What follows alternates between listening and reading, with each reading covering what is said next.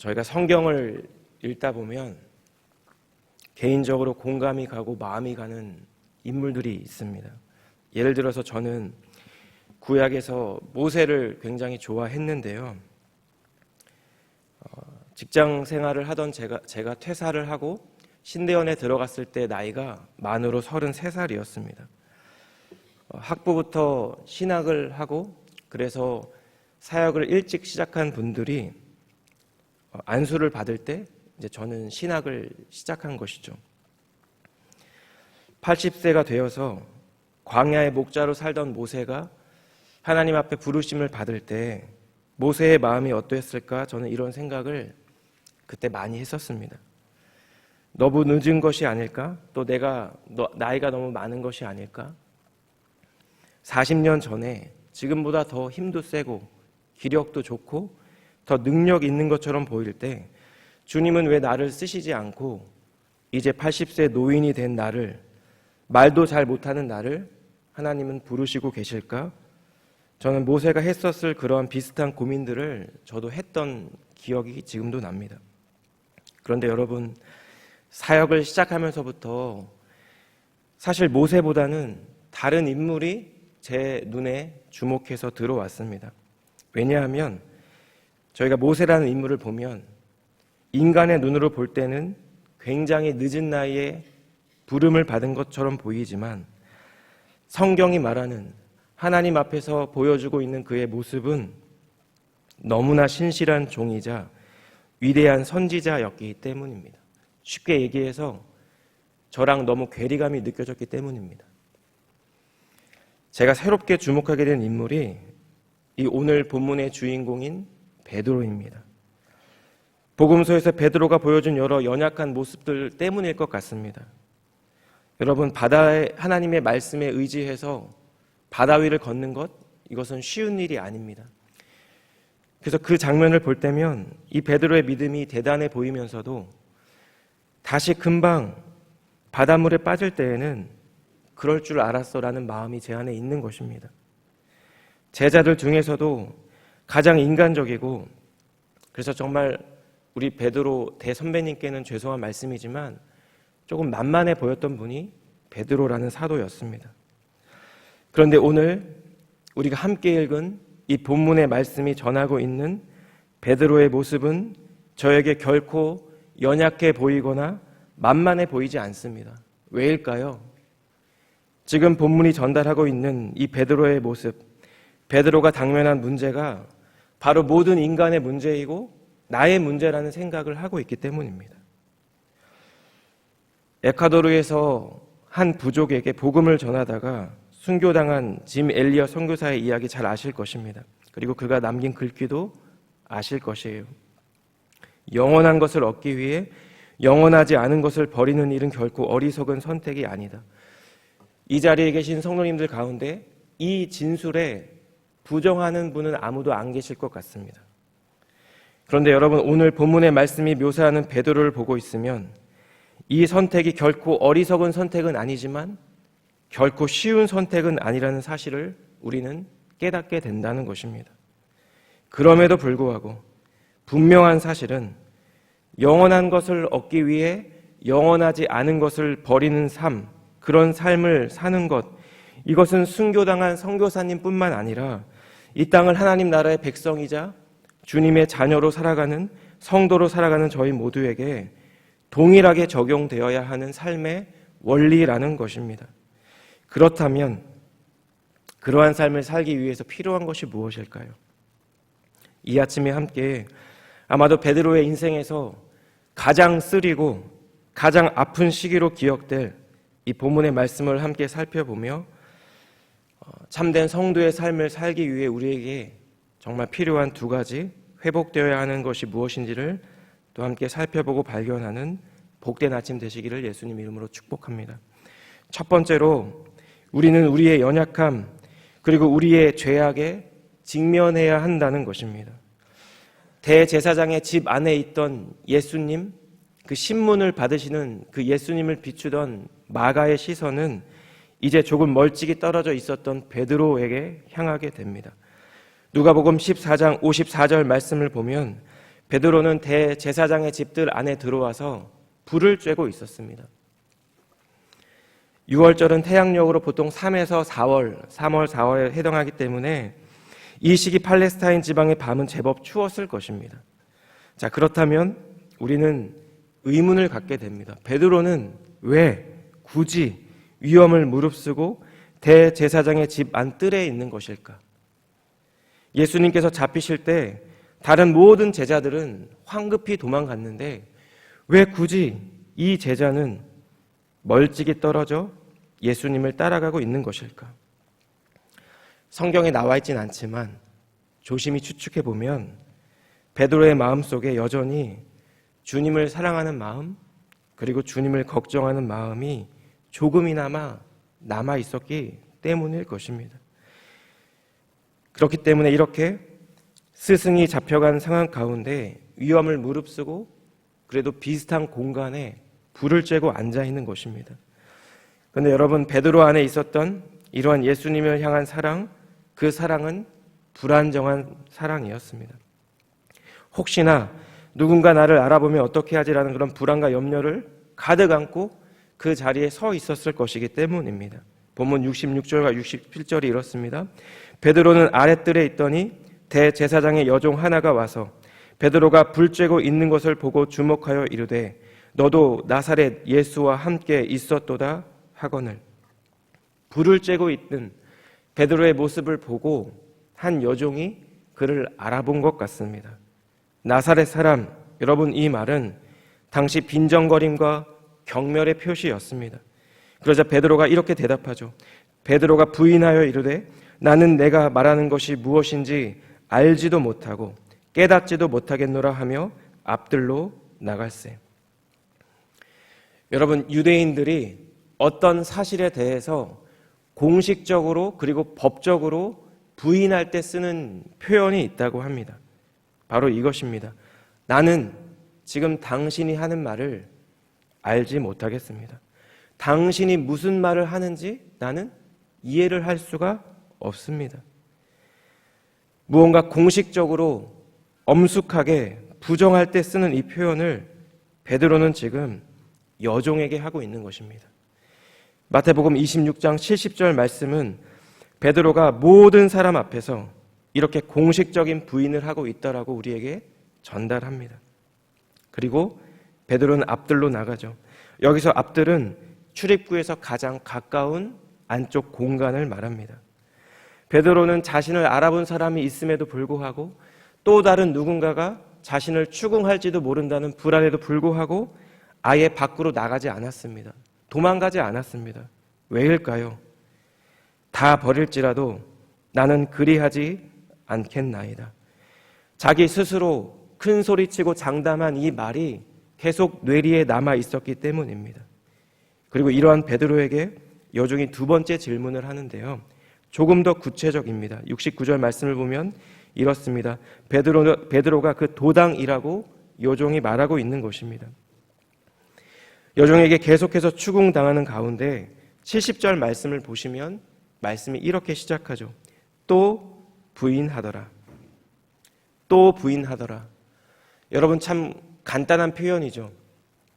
그런데 히브리어 원어에 보면, 헬라어 원어에 보면 부인하다라는 뜻의 동사가 미완료 시제로 되어 있습니다.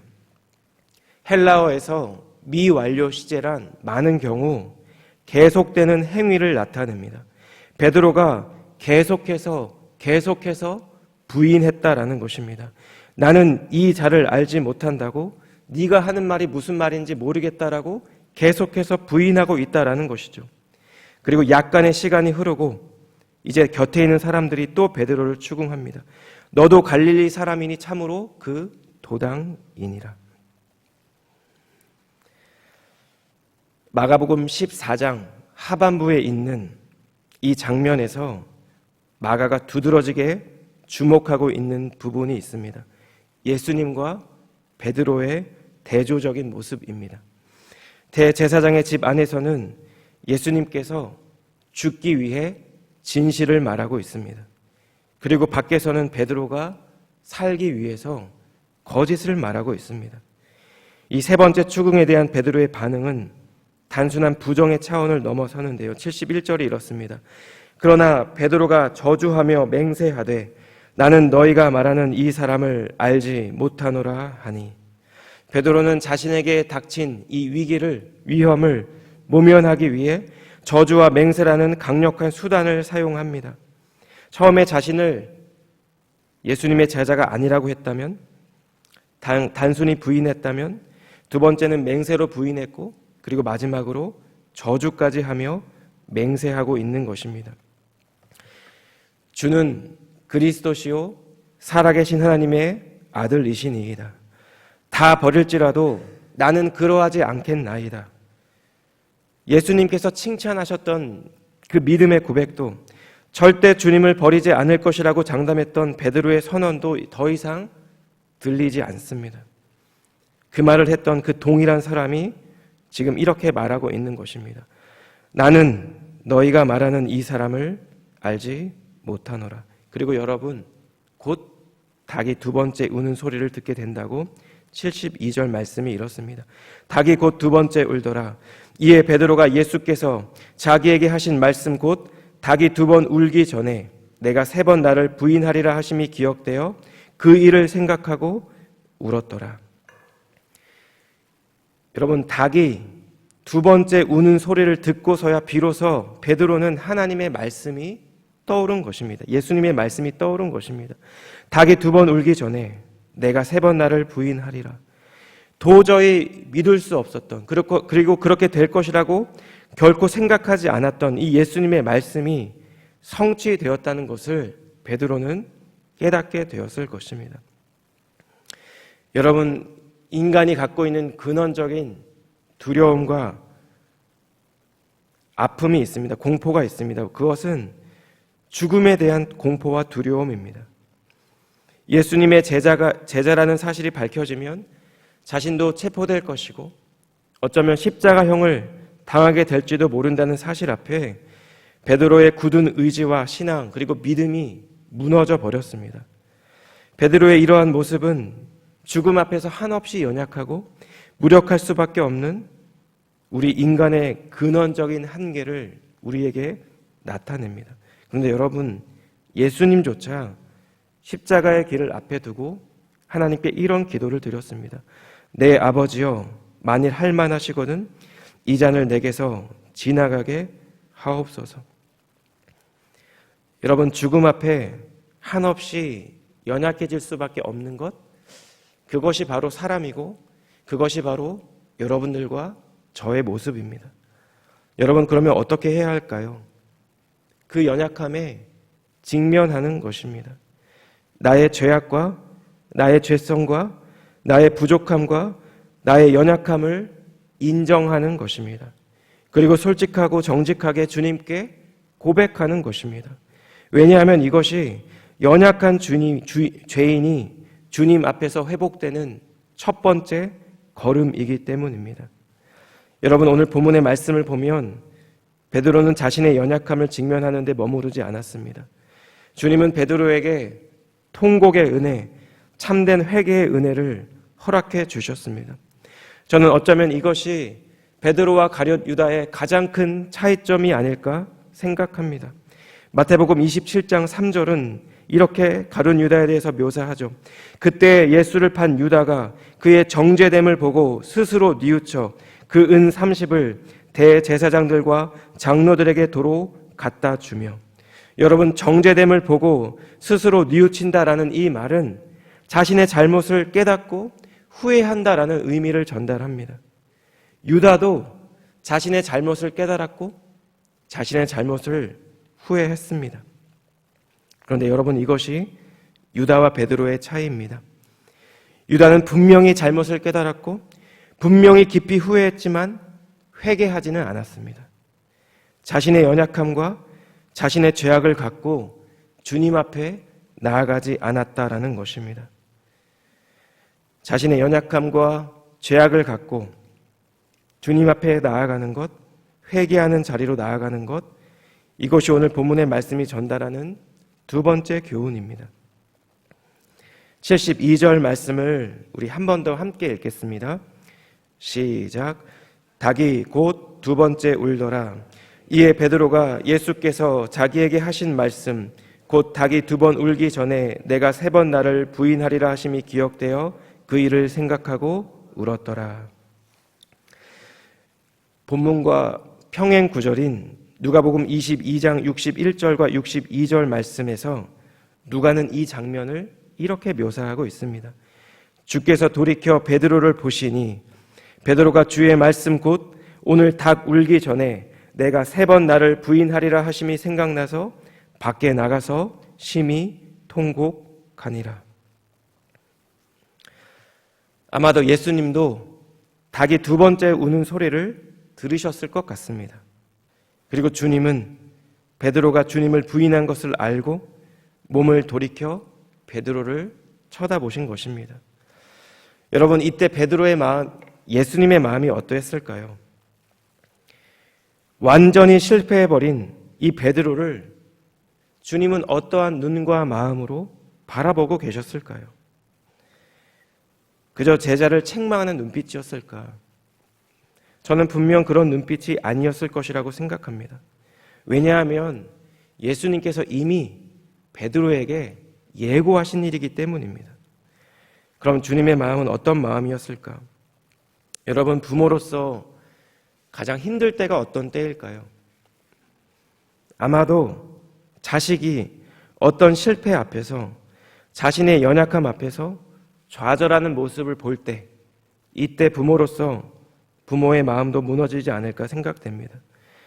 베드로가 예수님을 부인한 것 그 자체가 아니라 그토록 충성을 다짐했던 자신의 모습과 그리고 주님을 모른다고 저주하며 맹세했던 자신의 모습 사이에서 이 극도의 괴리감과 죄책감 가운데 괴로워하고 있을 이 제자가 마음에 쓰이는 것이 바로 우리 주님의 마음이 아니었을까 생각이 든다는 것입니다.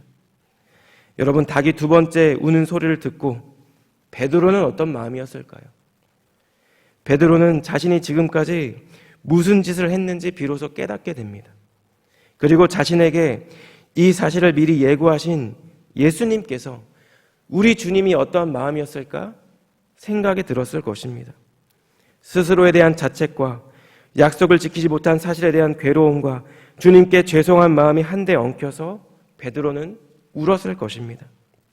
여러분, 본문에서 울었더라 이렇게 번역된 동사 역시 미완료 시제입니다.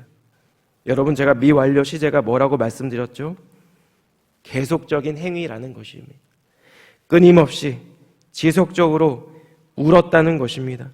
베드로는 예수님을 부인할 때도 거듭 부인했지만 그의 잘못을 깨달았을 때 주님 앞에서 계속해서 자책하고 슬퍼하고 울고 있었다라는 것입니다. 마태와 누가는 베드로가 이때 심히 통곡했다고 기술하고 있습니다. 베드로의 울음이 단순한 감정으로서 후회하며 우는 수준이 아니라 그 정도를 훨씬 뛰어넘어 온 마음이 상하고 아프도록 참회하며 고통스러워했다라는 것을 오늘 본문의 말씀은 전달하고 있다라는 것입니다. 여러분, 베드로는 철저히 실패한 사람입니다. 그는 예수님 앞에서 자신이 한 약속을 지키지 못했을 뿐만 아니라 자신이 주로 고백한 분을 모른다고 맹세하고 저주까지 했던 사람입니다. 교회 전승에 따르면 그날 이후에 베드로는 닭이 우는 소리를 들을 때마다 자신의 나약함, 자신의 실패를 생각하며 눈물을 흘렸다고 전해집니다. 여러분, 여기 두 명의 실패한 제자가 있습니다. 한 명은 예수님을 배신하고 주님을 대제사장에게 팔아 넘긴 사람입니다. 다른 한 명은 주님을 버리고 도망갔을 뿐만 아니라 그를 부인하고 맹세하고 저주한 사람입니다. 여러분, 우리가 볼 때는 누가 더 큰 잘못을 했는지 따져볼 수 있죠. 그런데 주님 앞에서 두 사람은 똑같은 죄인이고 똑같은 연약한 한 사람이었을 것입니다. 그런데 한 사람은 자신의 잘못을 후회하고 자신의 생을 스스로 마감했습니다. 그리고 또 한 사람은 그 반대의 인생을 살기 시작했습니다. 여러분, 이 차이가 무엇일까요? 주님은 베드로가 실패의 자리에 머무르도록 두지 않으셨습니다.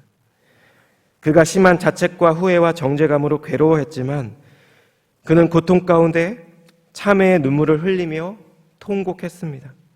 성경에 구체적으로 직접적으로 기록되어 있지는 않지만 저는 베드로의 이 통곡이 깊은 참회와 온전한 회개의 통곡이라고 생각합니다.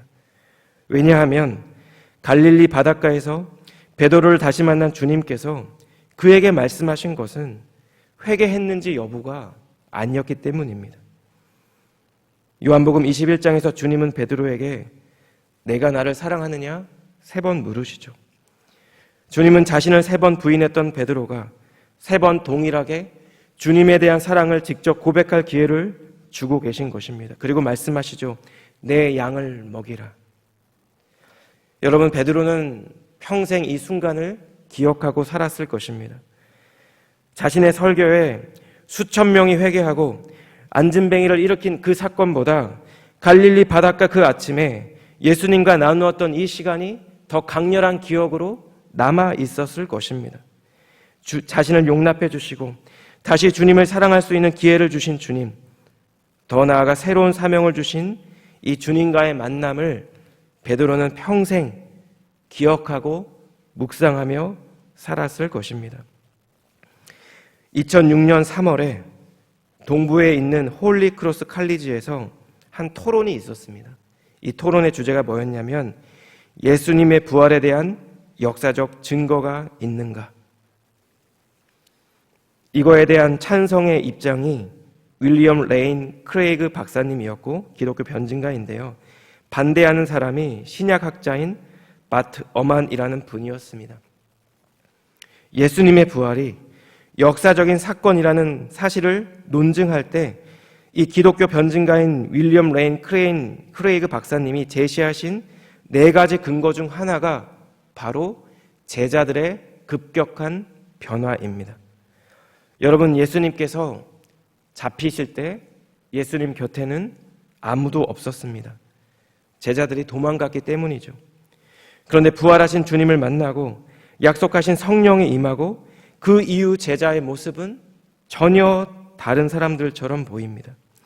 유대인 앞에서 복음을 전하다가 공회에 잡혀온 베드로와 요한에게 그들이 겁을 주며 경고했을 때 그들이 이렇게 대답하죠. 사도행전 4장 19절과 20절이 이렇습니다.